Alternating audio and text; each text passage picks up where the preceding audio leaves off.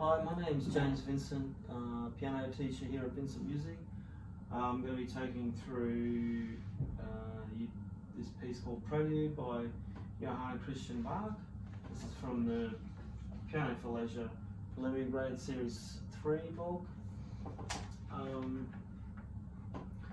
I'll just start by playing it off for you.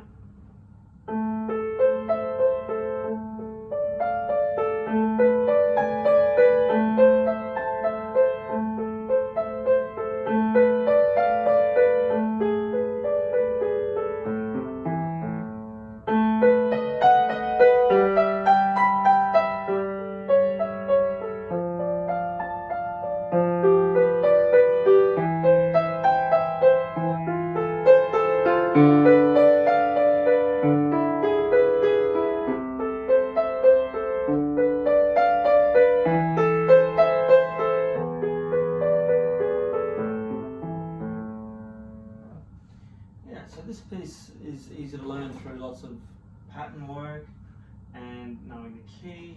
So the key is in A minor. That's all the notes from the A minor scale played as a cluster. It should be A, B, C, D, E, F, G sharp A. And the first part is it's probably easy to learn this in chords. So you imagine this as block chords. Learn them this way first. This is just the right hand.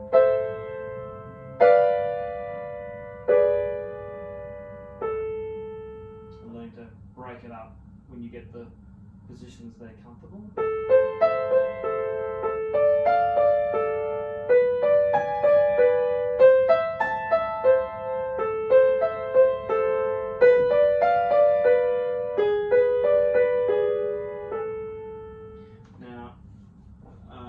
A couple of patterns you can look at, useful to know in here. What have we got? So the first bar, an A minor chord. In bar 6 we've got a B diminished chord. However, it's just the same pattern. It's just like taking the hand, lifting it one note up with your thumb on B. And that's a similarity between bar 1 and bar 6. Bar 5 is again the identical chord. So bars 1, 5 and 6 you have the same hand position using fingers 1, 3, 5. And at the end there's a similar chord except you don't use, so bar 7 I'm talking about, you don't use 1, 3, 5, you use 2, 3, 5. There's still like a chord made up of thirds there.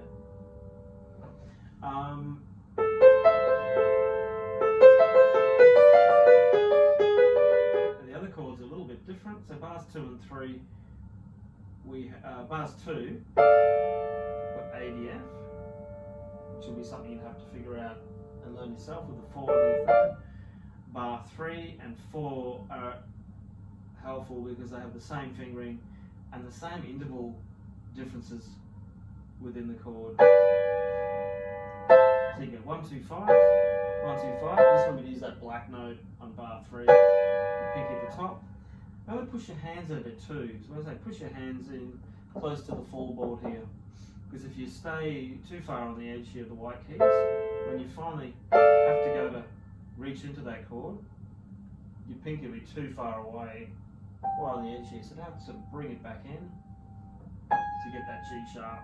So I'd start, instead of starting on the edge here, you might push them in so your fingers are as close to the black keys. So when you hit this one with the G sharp, it's ready to go. And you're not like left twisting like that or you know, something weird like that. Left hand straight forward, just a whole lot of A's. And we'll have, it's a nice dynamics. Actually, although the left hand's so easy, it's a good chance to practice your pedaling. So as you press down with your left hand, you can lift your foot up and learn to sort of catch it so there's no gaps. When we first start to do pedaling in a piece like this and you haven't had much experience, you may find yourself leaving little gaps where it sounds a little bit like this. And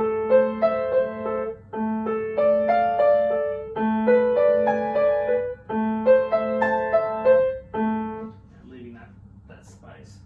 So what you want to do is just pedal your foot just a bit after each A. Up, down, hold it. Up, down, hold it. Up, down, hold it. Up, down. Rather than down, hold it, up, down, hold it, up, and you get that little gap at the end, which you're trying to avoid. We want this thing, it's called legato pedaling. Then we get into the second half. This is where the patterns really start to be helpful.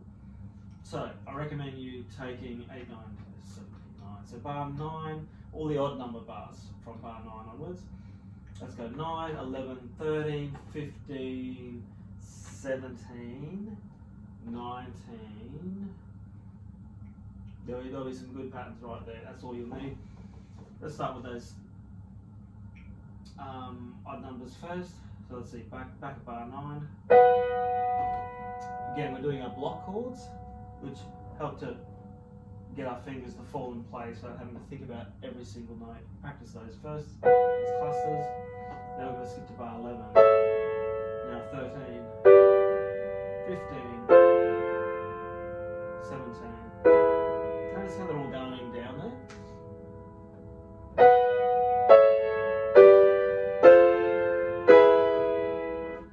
Yeah, interesting pattern. If you want to analyse a little bit deeper, you could go B major chord, A major chord, G major chord, F major chord, E major chord. So all major chords, all on the white keys. So it's a good lesson in learning, you know, probably a good half of white note key chords there. Now these are all 1, 3, 5.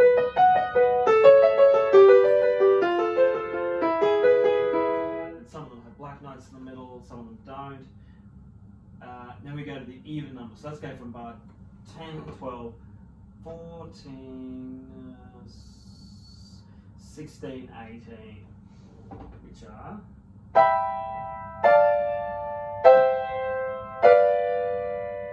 again a nice simple descending pattern. You know, if you just look at where the second finger falls, E, D, C, B, A, going down. All white keys.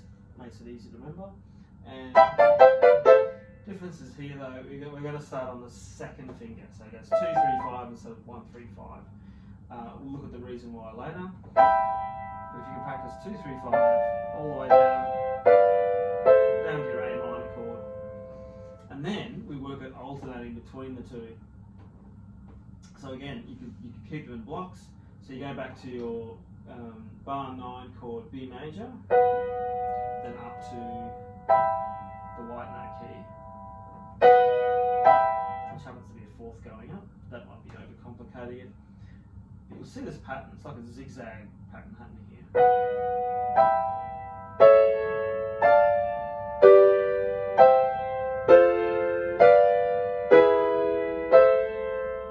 Very cool. That was super fast too. That was just to show you. And of course it starts slower. Now if you haven't noticed by now, the reason we use the second finger on that top chord, which seems a little weird at first,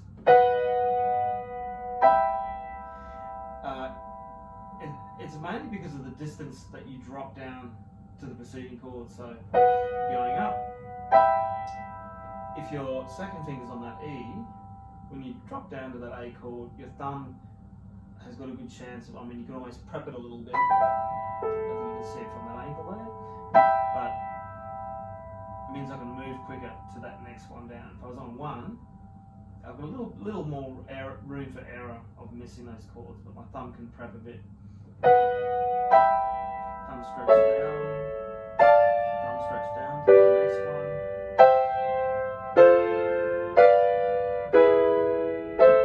And then we can break it up.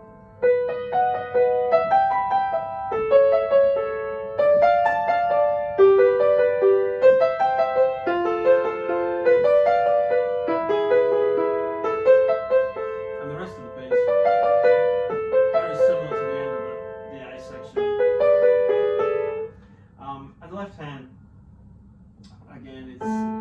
very simple. It's not just on the A's. There's very minimal movement. Sometimes I use this with students who are quite good at treble clef reading for maybe another instrument they've learned, but they're just getting started with using left hand, and not to throw them too much in the deep end of a lot of left hand reading. This is kind of tipping your toe into the water here. So you've got 1 on A, 2 on G. The pattern keeps going. It's like going down a second, repeating, down a second, repeating, down a second, repeating, and then there's a little bit different there towards the end.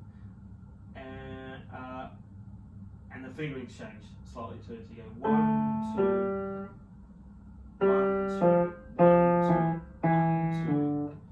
And something different at the end. So that repeat note, you're actually changing from the 2 to the 1, which feels odd too. But there's a reason you can see and feel, because the next note, it's preparing for the next note coming up. Also, they're just very strong fingers to use going down. And that's another good chance to practice the pedaling, and you put that together, you get. Keep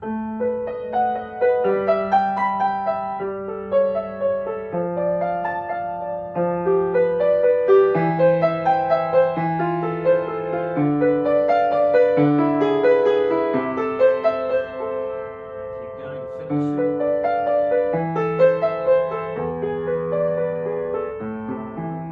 Just recapping that first section. So, look, there's a little bit on the prelude, the A minor prelude by Bach, and I hope that was useful, and I'll see you next time.